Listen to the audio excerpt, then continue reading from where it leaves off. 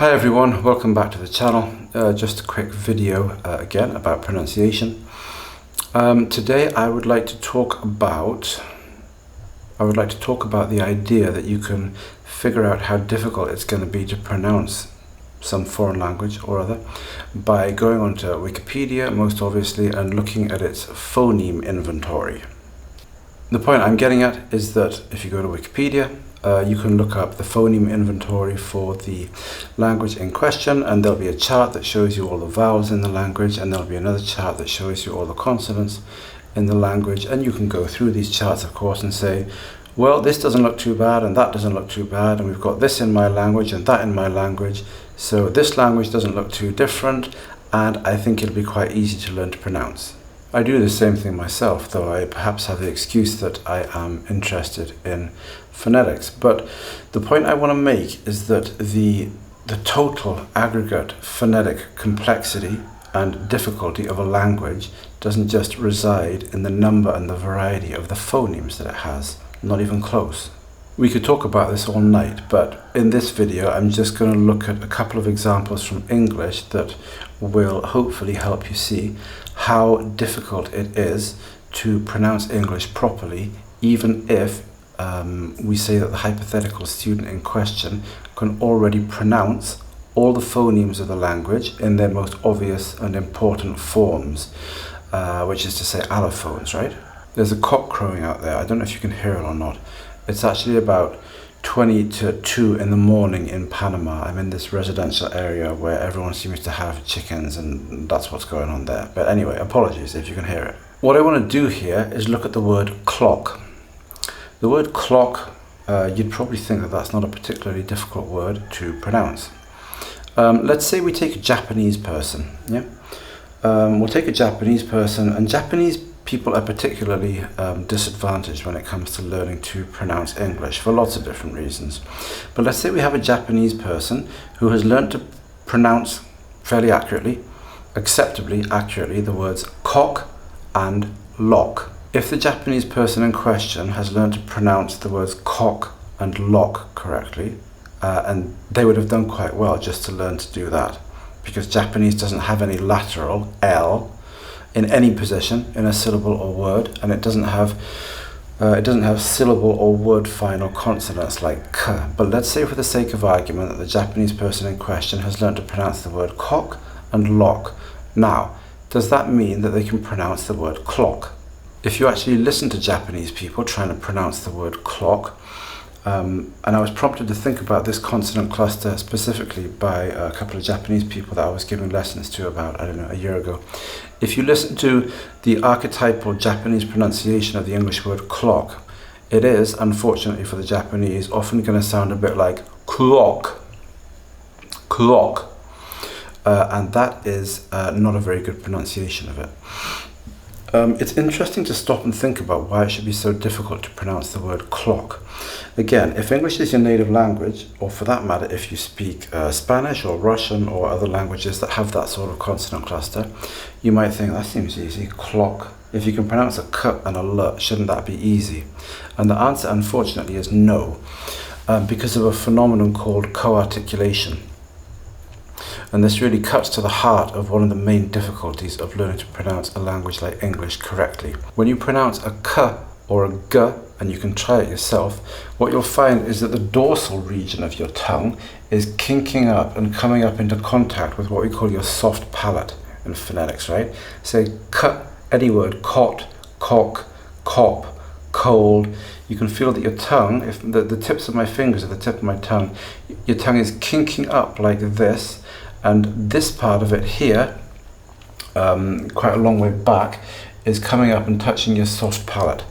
And the release of that articulation is what gives you the k, cock, kick. The place of articulation will actually move around a bit depending on what the following vowel is, but we don't need to talk about that at the moment.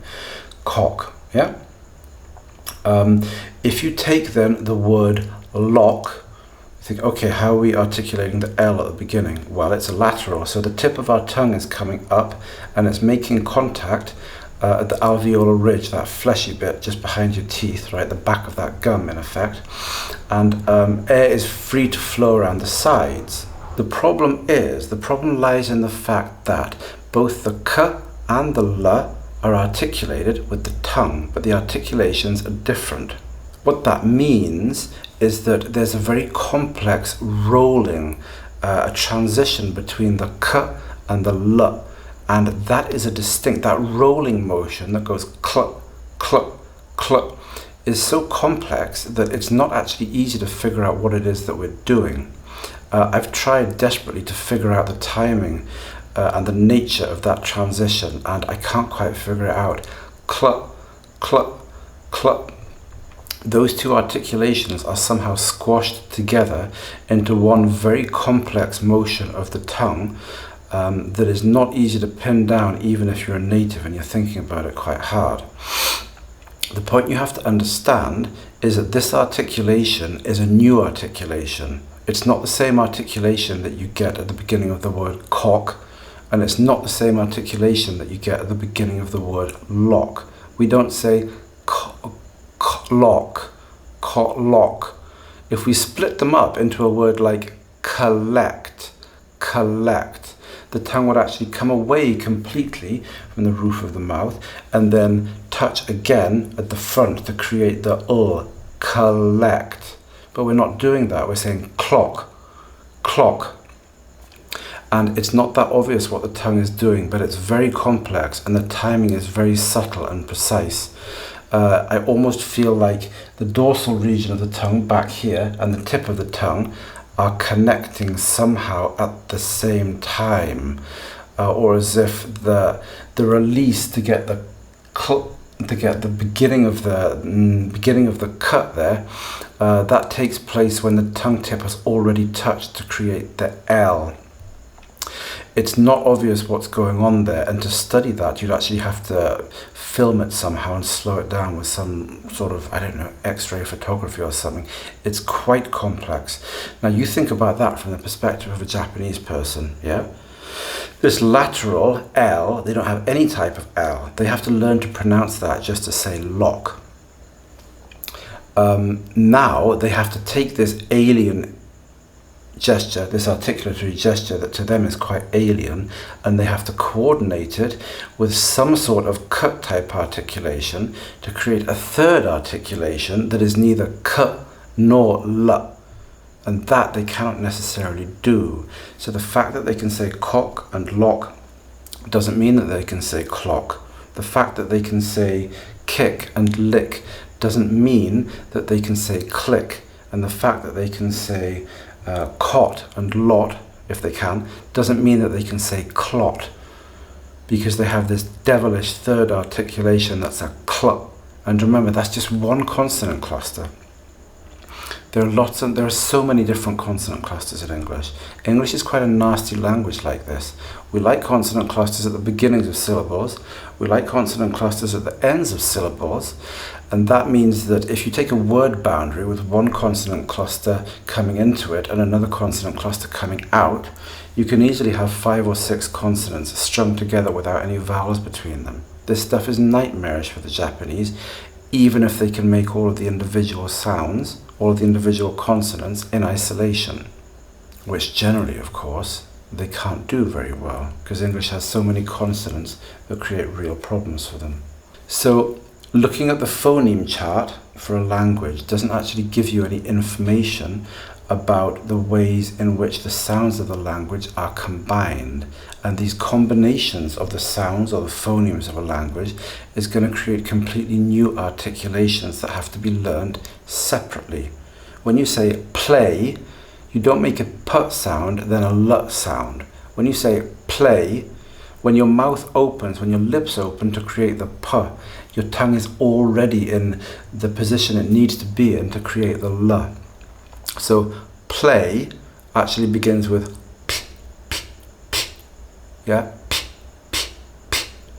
Feels a bit strange to do it like that, but Japanese people have to learn that. So being able to say pay and lay doesn't mean that you're automatically going to be able to say play. That's something new. English is full of this. It's lurking everywhere. So English is much more difficult to pronounce than it seems like it should be, and it's already really hard for Japanese people. And we ourselves are going to encounter problems like this in the languages that we learn without necessarily understanding what's going on or why we're finding everything to be so difficult. And that's something that we should think about. If your native language is English, then you should really understand that when you try and learn some other language, it's going to be presenting you with difficulties of pronunciation that you might not even be aware of. And if you are aware of them, you may not understand why you're having so much difficulty. This is just something to think about. Languages are much harder to pronounce accurately than we tend to think they are, and we won't necessarily know what we're doing wrong or why. And I think that's one reason why it's helpful to study pronunciation, phonetics if you like, a bit more seriously, and to really learn something intellectually rigorous about the way in which our target language is pronounced. Anyway, that's just me droning on a bit. That's all for now. Hopefully there was something, I don't know, interesting here. If you have anything you'd like to say in response, then of course you can put it in the comments down below. Like and subscribe. That's it for now. I'll see you all later. Ciao, ciao. Bye bye.